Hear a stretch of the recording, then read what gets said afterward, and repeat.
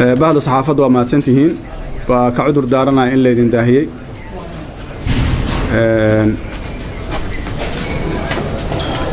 وحال سعتين قدوميها إنه دور جار شلي warbixin ka bixiyay safarkeeni ku wajahna Kismaayo iyo sida wax u dhaceen arintaas sida gudoomiyaha uu sheegay aad iyo aad ugu xunnahay dalkan anaga waxaan aaminsanahay qof kasta oo muwaadin ah Soomaaliyeed inuu xaq u leeyahay inuu u safro meesha uu doono iyo goobta uu doono marka waxaan u aragnaa nasiib darro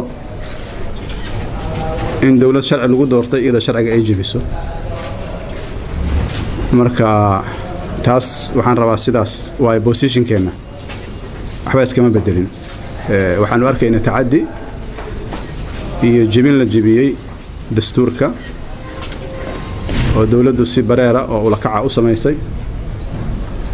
xaqna aysan u lahayn intaas marka halkaas rabaa aan ugu gudbo waxaan rabaa wax yar dib aan kugu celiyo Soomaalinimada iyo dawladnimada Soomaalida iyo meesha ay ka timiday waxa ogtiin anaga 60kii xorriyada qaadanay dawladda la soo dhisay dawladna waxa lagu dhisaa constitution sharciga lagu dhisaa si hay'adaheeda ay u wada shaqeey karaan si dadka ay midalayaan ay ugu adeegi karaan dawladda koobaad la soo dhisay ahaday dawladda aadan cadde Cabdirashiid ku xigay walid lawna naxariisto dawladda Maxamed Siyaad Barra ku xigtay waxay ahayd dawlad military 22 sano waxaan soo galnay waqti fawda laga soo bilaabo 19 ilaa 20 isku dayo badan la sameeyay dawladda caalamada la soo dhisay wax badan la isku dayay laakiin ma shaqeeynin dawladnimada hadda socota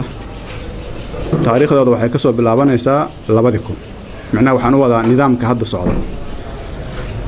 nidaamkaas waxa lagu soo dhisay wax la yiraahdo 4.5 oo macnaheedu uu yahay dadku inay wax u qaybsadaan qabiil laakiin ujeedada ugu weyn waxay ahayd dadku inay u gudbaan aragti siyaasadeed iyo dawlad madaniya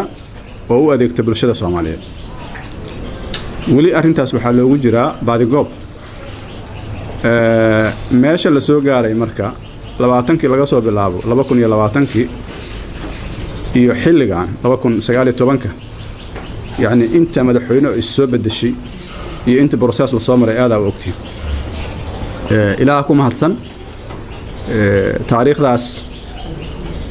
qayban ka ahay aniga iyo dad badan oo kamida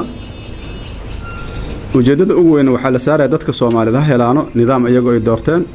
dawlad iyagu ay leeyihiin oo u adeegta iyaga waxa la socotiin waxa la sameeyay tanaasulaad fara badan waxa loo sameeyay waxay ahayd danaha ummadda Soomaaliyeed in la xaqiijiyo in qof walba Soomaali oo dareemi karo sharafta dawladnimadiisa oo ku sharfanaado ama mas'uul ahaado ama qof caadi ah ahaado ahwaal xaqiijiyay waxna waa dhiman yihiin marxaladda hadda la joogo waa marxalad aan rabno dalku inuu aado axzaab siyaasadeed laga gudbo 4.5 dadku ay ahaadaan dad afkaar siyaasadeed ku midoobay يعني isugu xireen deegaan iyo qabiil ay ku tartamaan afkaar siyaasadeed si ay codka ay rabaan u helaan kadibna laga sugaayo wixii ay ballan qaadeen inay fuliyaan dawladdan hadda jirta ee madaxweyne Cabdullaahi Farmaajo oo hogaamiyo waxa wax loogu dhiibay doorasho waxa loogu dhiibay dastuur waxa uu farayo madaxweyne Xasan Sheekh ka horeeyay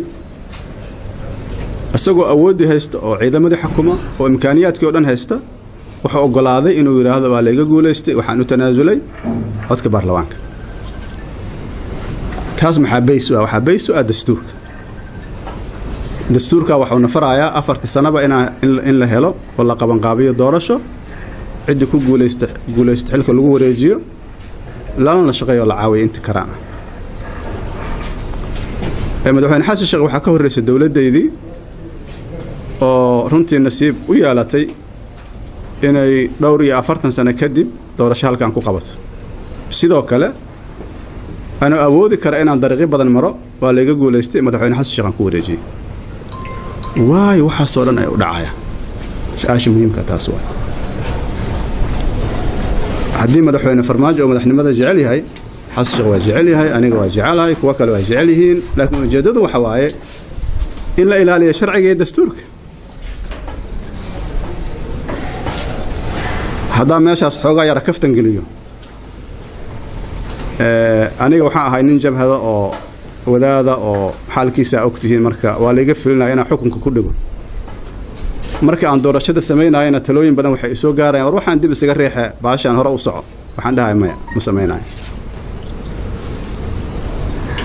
لكن شيء غريب كواحد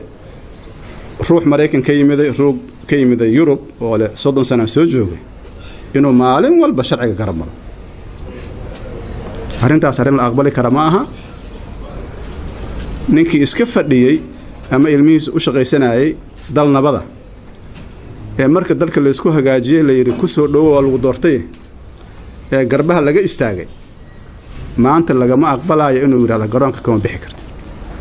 وحن ربع ورك يجنوا عداد أنا قرانك ولا يجري بكرة لا كله ولا على شيء لا يجري بكرة على يجري بشرعي شرعي جاي يقول لنا كسماء هذا شرعي جاي يقول لنا بطلان هذا شرعي جاي يقول لنا هذا ملكست أو صوماليا وحن ربع نصعده قرابة سلنا نصعده سياسة نصعده إسلام أري الرعيس هدي وعدوا يترأي ما دنقون عينا وتيكر رواني وحن ربع حقوق لا سقف كستو صوماليا إنه الهاكر دولة أفر إلى 20 ساعة ولا صور ضعفي وحن كسوجيني إن كجرابان خلط كذا محيا خلط كأني قال لي قالي وخلط قف كستو مواطن الصومالي لا قالي وحن آدي أدوق حماهي عن بارينا جوان كساك على صوص عري ورجب لان لقوا نقبتي وعدد صوماليات حقي وليهن إن حل دونان سفران حل دونان أي كسفران صوم مقدشة حل دونان أي صو سفران متقنا مقدشي مادان لا تقو مركا وحن لنا هاي وشرع درو مرة بأني أرمها الدورشوينك مدحوين أحمد مذوب مدحوين فرماجة اسكوها أنا قاعد ودحكروا لكن هذا الشيء أنا رواينا عادين شعب جبلان مركز دورشة لقى سمينا عنده بطلان مركز دورشة لقى سمينا دورشة يا قبن قابي دولة ده حما قبن قابي مسهر بطلان قبن قابي يا يجي جواب كره بطلان محيكو كلا دوينهم بطلان يجبلان بالإيشاء لبعض الشرع أو قلانا إن دورشة قبن قابيان دورشة سيقول عضي ولا هل كره لكن لبعض معمول لبعض دورشة قبن قابين أي قبن قابيان مد مدحوين واقعيب قلي واتي بطلان مد نواديد سؤال لبعض وحوايا حتى هدي دولة أي مدمدو كقبته habka ugu haboon oo loo xalli kara ma yahay habkan maxaa ka soo bixi kara tilaabaha khaldan oo dawladdu ay qaadayso waxaan rabaa marka inaan u laabto dawladda waxaa laga rabaa sharciga inay ixtiraamto cidda koobaad oo sharciga lagu xisaabtamaayo muwaadinka ma aha waa dawladda sharciga lagu doorto haddii ixtiraami wayso macnaheedu waxa waa dawlad ma jirto inta jeer dawladdu ay garab martay شرعنا حساب مله هدا في رصيد مؤسسات كدولة أما انستيوشنات الدولة أما هيئاتها الدولة ما قبتها وحنا لو تلاقى وحنا كبلاب إن برلمان كمان تأود مقوليه هاي سؤال سادك عندنا ويدينا صومالية إلى أن توفر يستو سد مغرادي وشراء والضوضة أو وح إلا تعصص على أود مقوليه ما يا صح واي أوكي وحنا إن شيء maxaa cadayna arintaas sheegay waxa cadaynaya gudoomiye jawaari iyo dawladdu ay isqabteen in baarlamaanka la kontrolo darteeda jawaari loo rido saas ma ogteen ma soo ogidina sax haddana dawladda joogta ama baarlamaanka jooga looma ogola inay shiraan oo qaraarad qaataan dawladda waa dawladda aan ka sugaynay inay noo qaban qaabiso doorashooyinka soo socda haddaysan ogolaa karin in kismaayo la aado oo ama xaflad laga qayb galo ama loo safro aysan awood u lahayn inay safarkaas la timaado maxay awood u leedahay dawladdan see loogu aamini karaa mustaqbalka soo socda dastuurkii la rabay inay dhamaystiraan ma dhamaystirin hanaankii doorashooyinka meel u socda lama yaqaano amnigii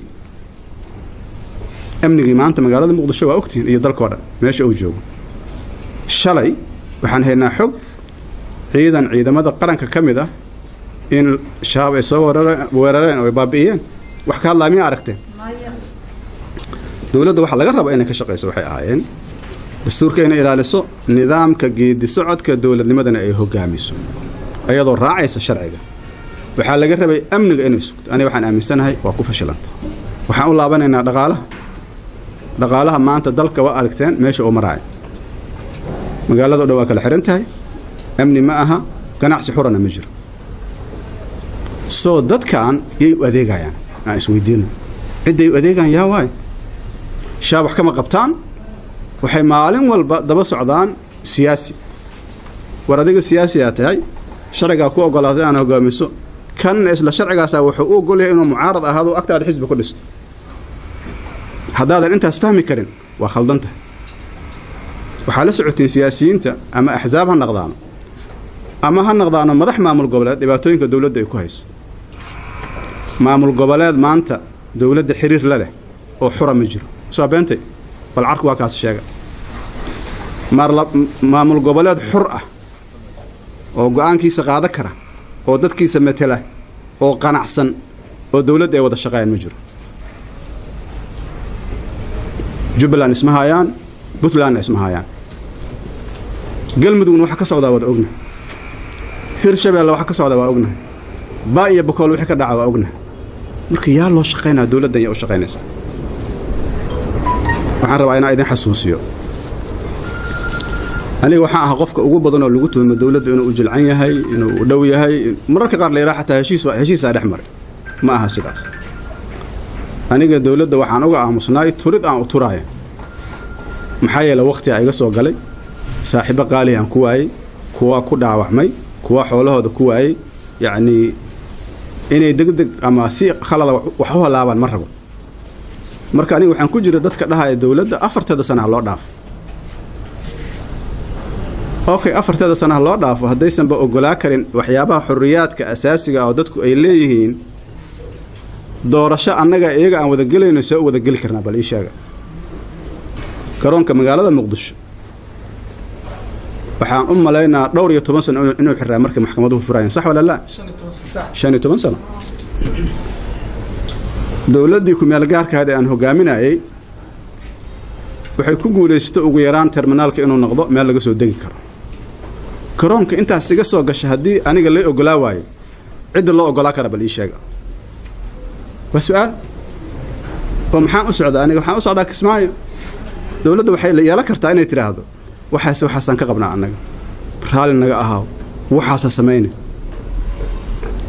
waxaan rabaa nuqdo muhiim ah inaan u gudbo ma ogtihiin horta dowladda iyo aniga sharciga inaan u simanna waxaan u wadaa